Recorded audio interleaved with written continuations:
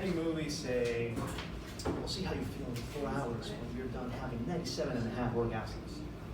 Really? It's probably more like, you will feel unsatisfied in 3 minutes when I'm done. But really, I had a boner for 30 seconds before I started talking to you. So you do you, I'm doing this with or without you.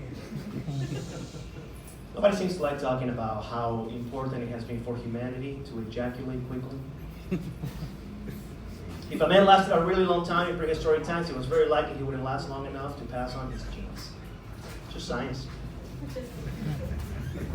Okay, women, we'll be talking about life while taking berries. Okay,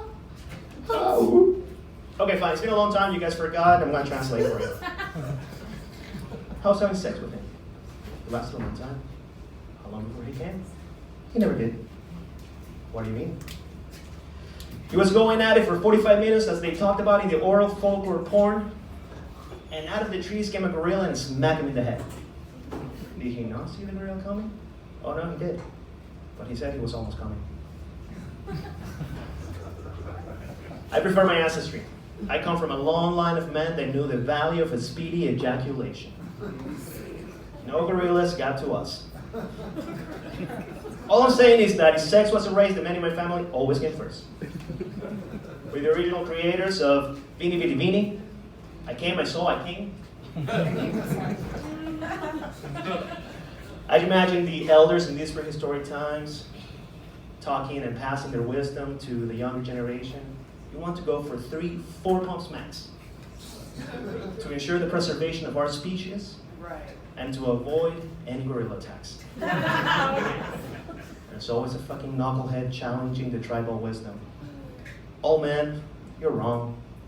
You have to ensure everyone's needs are met. Also, how arrogant of you to think that you can outpace a gorilla.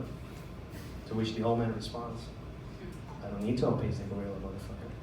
I need to outpace the woman I'm having sex with. History is fucking brutal, and so often we forget that. People complain that the conditions of the world are the worst they've ever been. That is fucking laughable. It's not that I don't think the current conditions of the world are not horrible. It's just that I know the history of humankind is just a recollection of all the dreadful things that have happened to us. For example, in 1938, somewhere in the world, my grandmothers had the eggs that would later become my parents, but that's all I know about my family's history. But if I think of world events, 1938, the one thing that always comes to mind is Hitler's mustache.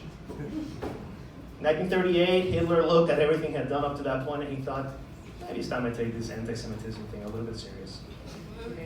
He had already been a failed painter. He didn't want to be a failed asshole. So he organized a violent pogrom in Nazi Germany that destroyed thousands of houses, businesses, and synagogues. It will later be known in history as the Night of Broken Glass or Crystal Night. It was the beginning of the Holocaust. 1938, Nestle Toll House gave us the chocolate chip cookie. In 1938, Superman was published, the first edition. A man that made us believe in our strength and that we can trick other people into thinking we're different people by putting glasses on. And that's the thing. More often than not, history will focus on the cruelest event of the moment, and we should always fight those evils. But as we're fighting, we should always remember that everything can change with a visit to the optometrist. That's why it's important to ejaculate quickly so you can go to bed, enjoy a restful night of sleep, wake up early.